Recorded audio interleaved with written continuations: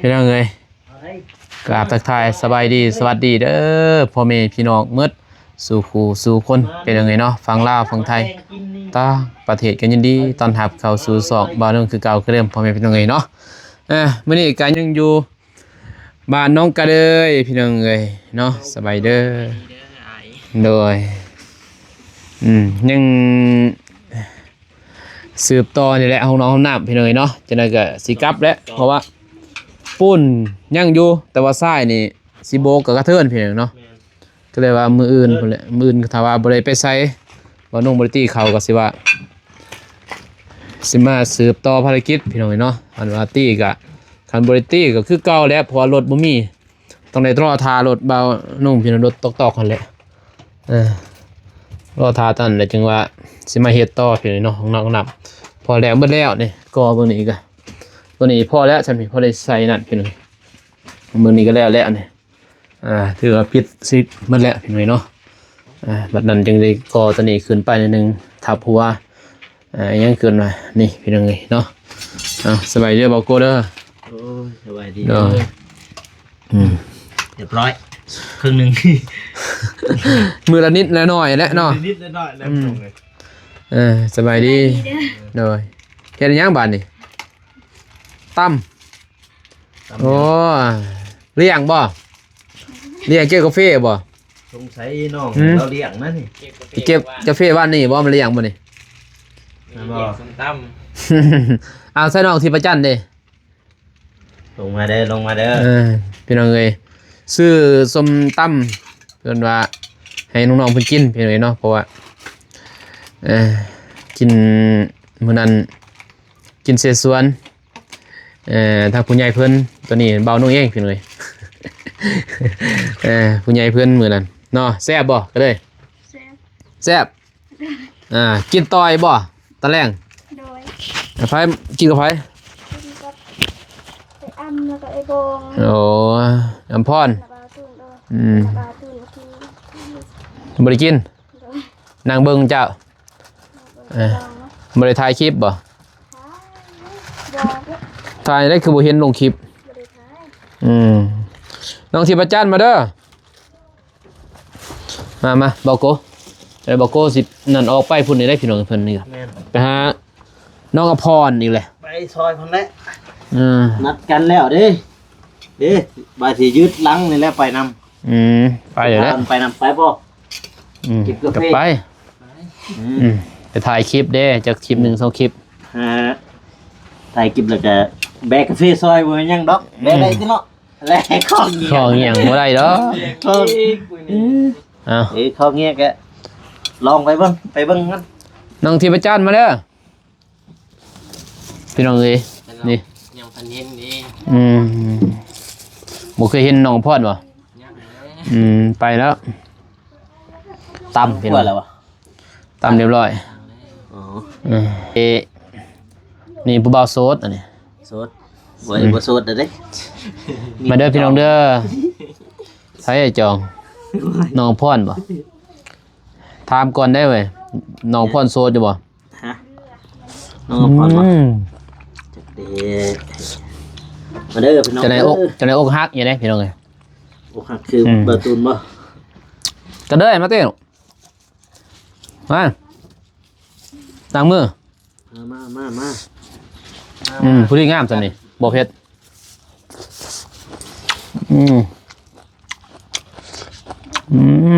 โอ้ยบ่มีพี่น้องเด้อบน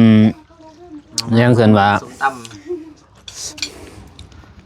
บนบ่มีบนคาจับกล่อ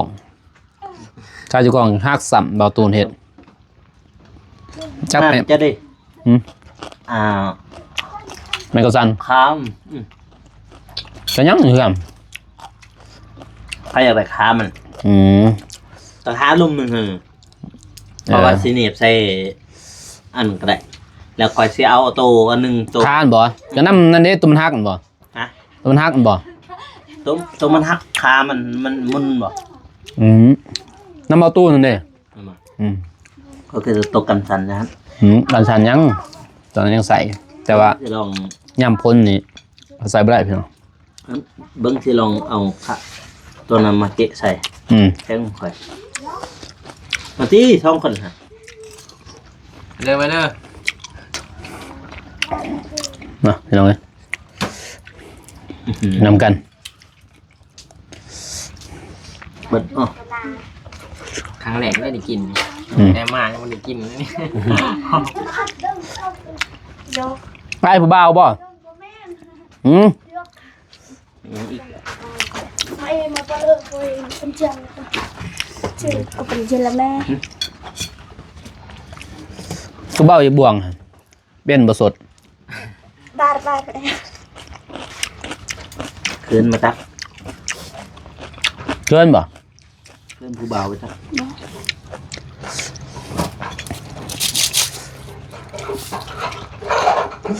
บ่เกินติ บ่ หรือว่าอายไปตัก น้องสิบจันทร์พุ่นน่ะ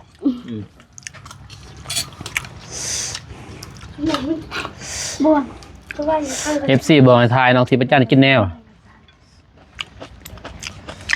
เอานี่ก็ได้ยาแล้วพอแล้ว มานั่งหน่อยนี่หน่อยขึ้นแล้วขึ้นนั่ง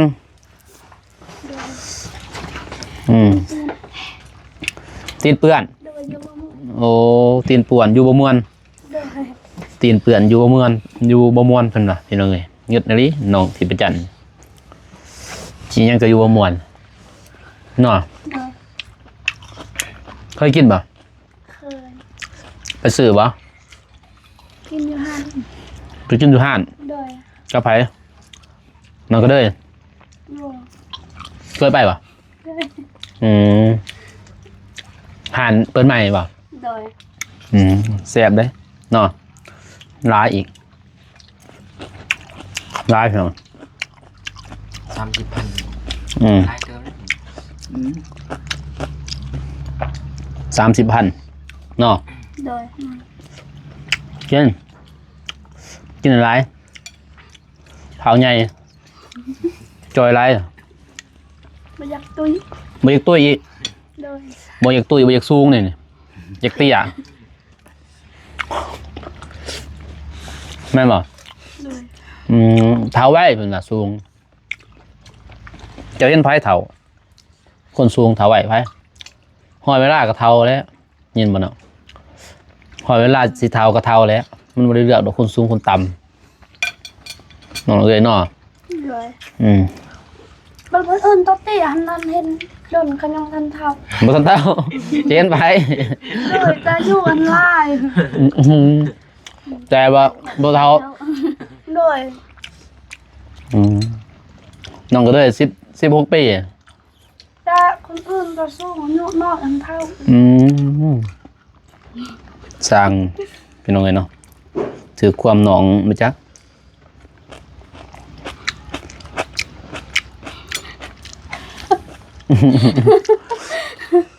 บางทีประจันเราพี่น้อง มันก็จัง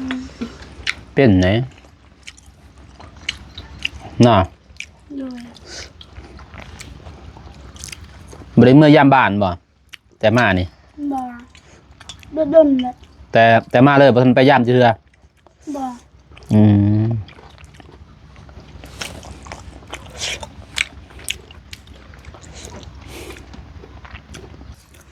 เราเห็นแต่มือพี่น้องมือบ่มีค่าจับกล่องเนี่ย อันนั้นจะจับได้ไหม ฮักเอาดิในจับกล่องนะตัวดำๆนะฮักแล้วพี่น้องเอ้ยแต่ว่าสิสั่งใหม่อยู่นี่กำลังสั่ง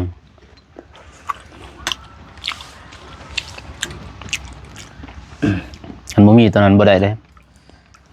ย่างยากเนาะ เนี่ยถือนะ Ừ. เฮ้ย โอ้ยพี่น้องเอ้ยยังกินหอดผู้สาวอยู่นี่ แม่น 3 โมงกินสมยังนับโมงอยู่ จะน้อยเขาเมื่อบ่ได้เฮาบ่ได้เฮ็ดหยัง ยังเป็นห่วงผู้สาวอยู่ เฮาบ่ได้เฮ็ดหยัง ไม่ได้แบง บ่ได้ซอยหยังซ้ำ นี่แล้วก็ เขาเมื่อแหละ ความหักเขาตาพี่น้อง ดีว่าบุญนะติ คือบาตูนไง จะน้อยก็สิว่ามายังตอนนี้หมู่จะสิเมื่อ มายังได้จนเมื่อยนี่แหละมั้ง จนเรามายังตอนนี้เมื่อแล้วแห้งฉัน เฮากะแนวเพราะว่าเขาจ้างไอ้เด้เฮาก็ไปซอยบางแบกซ้ำ เฮาสิไปซอยเบรกไปซอยเก็บแหน่หน่อยหนึงก็ แต่แล้วเฮาก็มีเวียกเด้พี่น้องเอ้ยเนาะ นี่ตัวนึงครับ ก็ดีแล้วหน่อยหนึงก็ดีกว่าบ่ได้ซอย เขาเห็นหน้าตอนยังบ่ทันเมื่อคดีแล้ว ผู้บ่าวอันนี้แหล้วเนาะ โดย ผู้บ่าวสิไปจีบผู้สาวเนี่ยต้องทุ่มเทซะนะแต่เช้า นี่เลยเฮ้ย ไปแต่เช้าเหรอแม่นบ่ก็เลยมันจะไปจีบผู้สาวเนาะ หาบาตูนก่อน อันนี้ จับ ไปเก็บกระเพาะซอยเบาตูนก่อนบนผู้สาวบ่ไปซอยเนาะ ผู้สาวมันไว้น้ำหลัง หมู่ครูมาก่อน อืม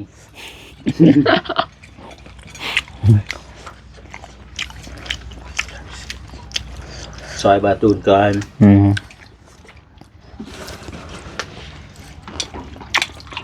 ถ้ามีดว่าเสียบหัวเบิร์นบาตูน หัวเสีย หัวทางหน้าเด บ่ให้งัวเขาหรอ ก็โอ้โหหามบ่ได้ดอกบนเทบนดุดบ่ ไม่นแหละ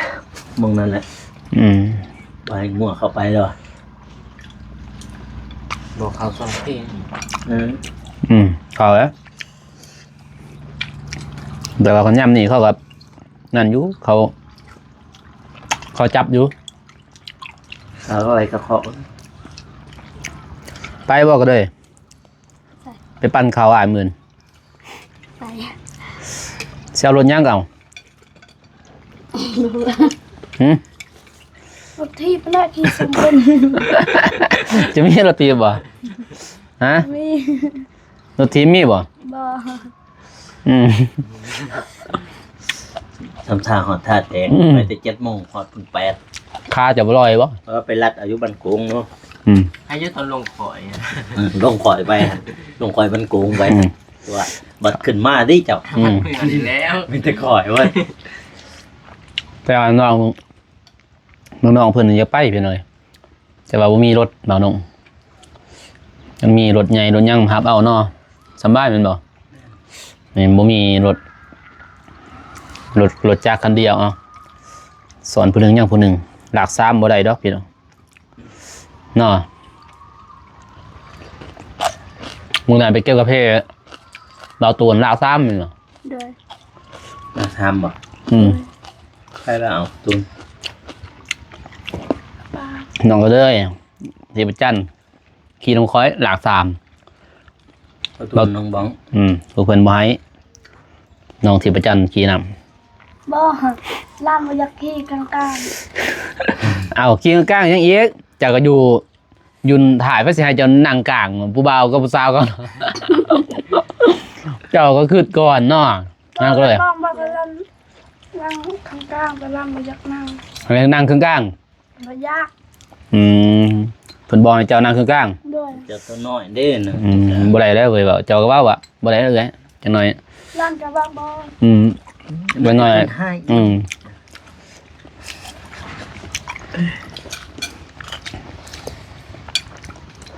ไปเก็บกาแฟมื้อน่ะเมื่อค่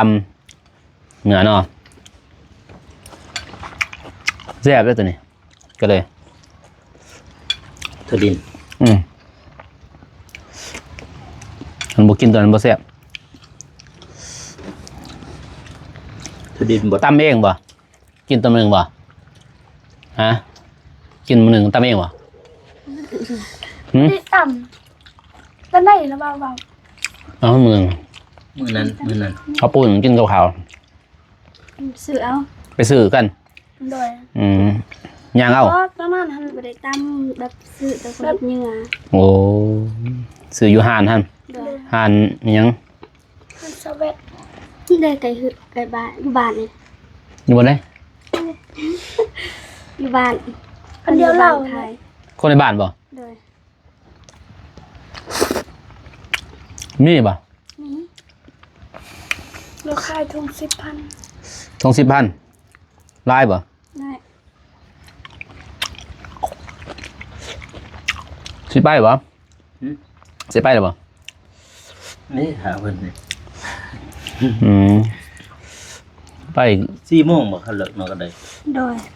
4 โมงโอ้ 3 โมงไปแหละ ไปกับเจ้า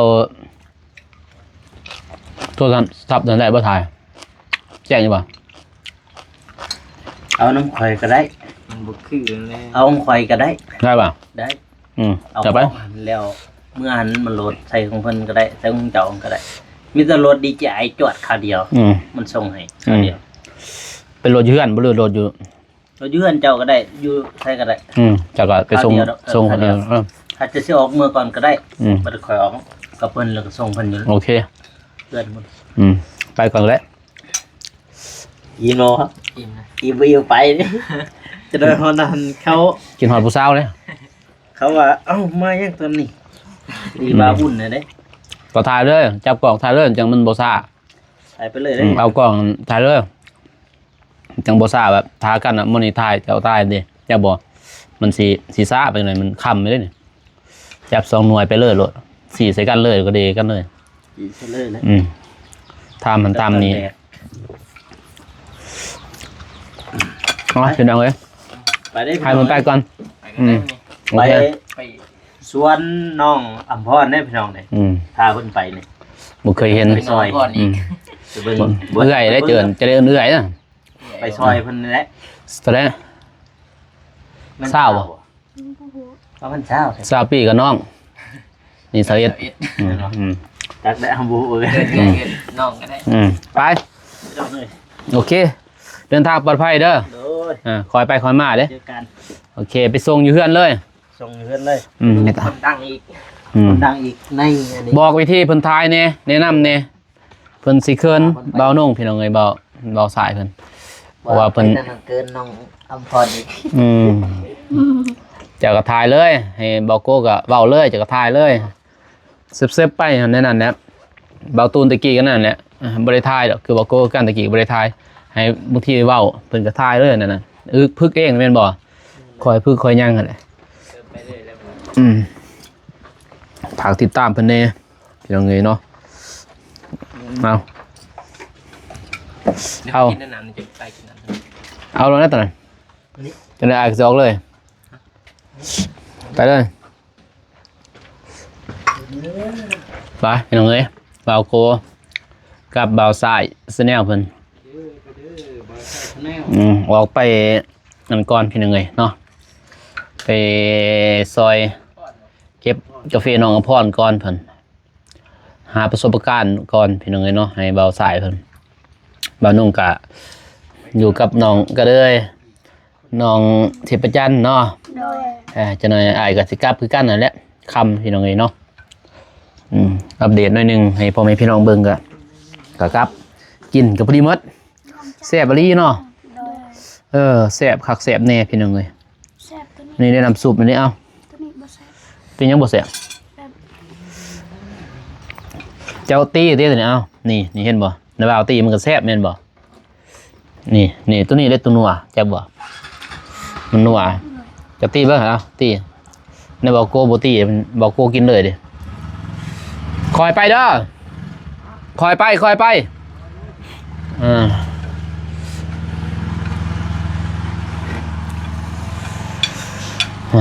พี่น้องเอ้ยเขาลดในนั่นนี่ก็บอกทอตัวนี้ไปใส่เลยมันจึงนัวเห็นบ่ โดย เบิ่งเฮ็ดมันจึงแซ่บนี่ขี้เดียดบ่ บ่ คือว่าคือว่าขี้เดียดนี่เขาลดน่ะ มันใหญ่แล้วถือกระเด็นอันน้อย คุณยายเธอขี้เดียดได้หน่อย โดย โอ้ยไอ้แบบซิวๆกินธรรมดาพี่น้องบัดนั้นก็คันมีรถแล้วหนูยังไอ้น้องเพิ่นไปซอยอยู่พี่น้องไปปันเขาแล้วไป เอาละบางใกล้บ่เฮือนละบางบ่บางละบาง ทาแต้งอยู่นี่ใกล้บ่ ใกล้ นี่10ประมาณ10ลักเนาะแต่นี่ไปสิไปลักแม่นบ่ โดย ประมาณ11ลักนั่นแหละแต่นี่ไปหาทาแต้งพี่น้องโอเคกินเด้อ พี่น้องเอ้ยไปให้น้องๆเพิ่นกินก่อนอ้ายน้องที่ประจันอ้ายแล้วบัดนี้พี่น้องเอ้ยเนาะเบื้องนี้มีแต่ว่าดอนนี่รอทามีแต่สังกะสีพี่น้องไหมนั่นทรายกับหินพี่น้องเอ้ยเนาะกันได้ทรายกับหินแห่นี่ก็เทนี่ก่อนเทแต่ว่าบ่น้องว่าสิแบบโบกก่อนพี่น้องโบกหมดทางในอะไรจังเทพอมันจังบ่เปื้อนกันเอาเทก่อนนี่มันสิเปื้อนเวลาตกลงมันยากเปื้อนก็เลยว่าน้องว่าสินั่นเอากับสิกอตัวนี้นำกออ่างนี้พี่น้องเนาะมื้ออื่นกออ่างบนตักน้ำทายนี่แหละให้น้องก็เลยเพิ่นแต่ว่าสิถมดินนี่ก่อนมันสูงก่อขึ้นอีกหน่อยนึงจนได้ตักบ่ไหวเด้เนาะก็เลยเนาะตักนี่หัวส่วนซุปเขาอ่างน้ำ พี่น้องโอเคพี่น้องเอ้ยเนาะคลิปนี้บ่าวนุ่งก็สิจบไปที่ก่อนพร้อมเพรียงเนาะมามื้อนี้ก็เลี้ยงน้องๆเพิ่นนั่นแหละอีต้นน้องเพิ่นพี่น้องเนาะซื้อสมตำหรือว่าตำมีตำรวมพี่เนาะให้น้องๆเพิ่นได้กินพี่เนาะบ่าวสายกับบ่าวโกไปหาน้องอำพรพี่เนาะไปซอยเกกาแฟบ่เพิ่นว่าแต่ว่าคำแหละก็บ่ได้ซอยดอกมีแต่ไปสิไปแบกซื่อๆแหละซอยน้องเพิ่นเพราะว่าอยู่นี่ก็บ่มีเวียกนั้นหมดแล้วพี่น้องเนาะบ่น้องก็สิเดินทางกลับแล้วบัดนี้พี่น้องเนาะเมื่อแต่เวียนแน่บางทีสิแวะหาทางบ่ตูนถาบอกก็สิถามเพิ่นว่าในใดสิเฮ็ดเลยบ่สิยังบ่เนาะสิซื้อใหม่ซื้อต่อมีเงินนะบ่ถ้ามีก็สิแนะนำให้น้องเพิ่นแล้วก็สิแจ้ง FC ว่าให้น้องเพิ่นเฮ็ดเสาเหล็กหรือว่าเสาปูนพี่เนาะให้ FC เพิ่นเลือกถ้าเลือกแล้วตัวใด FC ว่าคอมเมนต์มาหลายสมมุติเสาเหล็กนี่กด1เสาปูนกด2ถ้าผู้ใดหลายบ่นุ่งก็สินับถ้าหลาย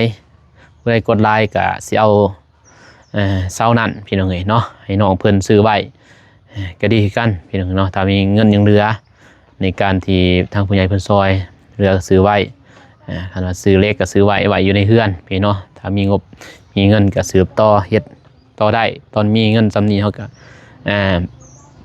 เฮ็ดซำนี้พี่น้องเนาะถ้าเล็กแต่น้อยแนะนำน้องเพิ่นนั้นพี่เนาะเพราะเพิ่นก็ยังเพิ่นมีประสบการณ์ในการเฮ็ดเฮือนซ่านบ้านซองของเพิ่นนั่นแหละเพิ่นก็สิ